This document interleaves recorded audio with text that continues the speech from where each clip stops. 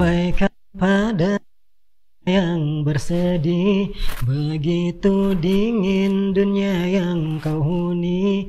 Jika tak ada tempatmu kembali, bawa lukamu biar aku obati. Assalamualaikum warahmatullahi wabarakatuh. Bismillahirrahmanirrahim. Alhamdulillahirabbil alamin wa bihi nasta'in ala umurid dunya waddin. Wassalatu wassalamu ala asyrafil anbiya'i wal mursalin sayyidina wa maulana Muhammadin wa ala alihi washabbihi ajma'in, amma ba'du. Pemirsa Beranda Dakwah spesial Ramadan yang dirahmati Allah wa ta'ala. Begitu banyaknya aktivitas, begitu banyaknya rutinitas, begitu banyaknya masalah yang merundung dalam kehidupan kita. Terkadang memang bisa membuat hati atau jiwa kita menjadi sedih. Sayyidina Ali bin Abi Thalib karramallahu wajhah pernah berkata, sebagaimana tubuh, hati juga bisa merasakan lelah, maka carikanlah untuknya hikmah-hikmah nan indah. Masyiral muslimin, pemirsa Beranda Dakwah yang dirahmati Subhanahu wa ta'ala, sebagaimana kita ketahui, bulan suci Ramadan adalah bulan yang penuh dengan keberkahan, dan juga di dalamnya penuh dengan banyak hikmah-hikmah, yang mana hikmah ini bisa diartikan sebagai sesuatu makna mendalam atau makna yang terdapat di balik sebuah peristiwa, atau juga bisa dikatakan sebagai kebijaksanaan dari Allah Subhanahu wa ta'ala. Kembali, bulan Ramadan ini banyak sekali hikmah-hikmah yang bisa kita peroleh, baik dalam segala ibadah seperti fardu maupun salat sunnah tarawih dan salat sunnah lainnya, ataupun membaca Al-Quran, membayar zakat, dan aktivitas ibadah-ibadah lainnya, ataupun aktivitas muamalah, semuanya tentu mengandung hikmah. Banyaknya aktivitas, banyaknya rutinitas, banyaknya masalah yang merundung kita, tentu saja bisa membuat hati kita menjadi lelah. Sebagaimana tanaman kalau tidak dirawat, maka dia akan sakit. Tubuh jikalau lelah tidak dirawat, ia pun akan sakit. Maka begitu juga jiwa atau hati, pikiran kita, kalau dia merasakan lelah, tidak dirawat, maka dikhawatirkan akan sakit dan berujung pada masalah yang jauh lebih besar. Maka dari itu, mari kita perhatikan jiwa kita agar jangan sampai lelahnya dibiarkan, tapi mari kita lakukan sesuatu untuk merawat jiwa yang lelah tersebut. Nah, di bulan suci Al-Quranul Karim kita mengenal sebagai bulan diturunkannya Al-Quranul Karim. Dan sebagaimana kita tahu, Al-Quran juga disebut dengan asy-syifa atau obat atau penawar. Sebagaimana Allah Subhanahu wa ta'ala berfirman, A'udzubillahi minasyaitonir rajim. Bismillahirrahmanirrahim. Wa nunazzilu minal Qur'ani ma huwa syifaa'u wa rahmatul lil mu'minin wa la yazidudz zalimina illa khasara. Dan kami turunkan Al-Quran sebagai obat atau penawar dan rahmat bagi orang-orang yang beriman. Dan bagi orang-orang yang zalim, Al-Quran itu hanya akan menambah kerugian.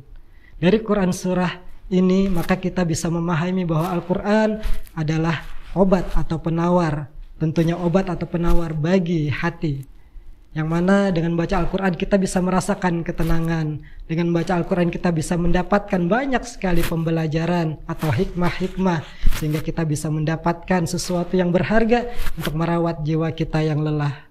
Ada sebuah kisah singkat yang bisa saya sampaikan pada kesempatan ini. Diceritakan ada seorang pak tua yang bijaksana tinggal di atas lereng gunung. Dan di suatu hari ada seorang pemuda yang banyak sekali masalah berusaha untuk mendatangi pak tua bijaksana tersebut. Naiklah ia ke atas lereng gunung, ke rumah tua yang ditempati oleh pak tua yang bijaksana tadi. Tak berpanjang kalam, ia pun berkenalan lalu langsung menceritakan segala keluh kesah kehidupannya kepada pak tua yang bijaksana tadi. Apa yang terjadi? Pak tua hanya tersenyum dan sesekali mengangguk sebagai tanda bahwa ia mengerti betapa derita yang dialami oleh sang pemuda. Setelah pemuda tadi selesai menceritakan segala keluh kesahnya, Pak tua menuju ke belakang atau ke dapur rumahnya. Begitu keluar, ia membawa segelas air putih dan segenggam garam. Lalu ia masukkan segenggam garam tadi ke dalam gelas air putih tadi, lalu mengaduknya dan menyuguhkannya kepada sang pemuda. Kemudian meminta pemuda tadi untuk meminumnya. Setelah pemuda tadi meminumnya, apa yang terjadi? Aduh, pahit sekali, kata sang pemuda tadi. Air garam yang terlalu pekat terasa sangat pahit, sampai ia pun meludahkan sisa air garam yang terdapat dalam mulutnya. Sang Pak Tua yang bijaksana tak berkata apa-apa. Ia hanya tersenyum lalu kemudian meminta atau mengajak sang pemuda untuk berjalan ke sebuah telaga dalam hutan di dekat tempat tinggalnya. Sesampainya di sana, Pak Tua pun kembali mengeluarkan segenggam garam. Lalu ia tuangkan ke air telaga yang terdapat di sana dan mengaduk-aduknya dengan menggunakan sebatang tongkat kayu. Kemudian Pak Tua meminta sang pemuda untuk meminum air telaga tadi. Sang pemuda melakukannya, ia minum lalu ditanya, bagaimana rasanya? Segar sekali.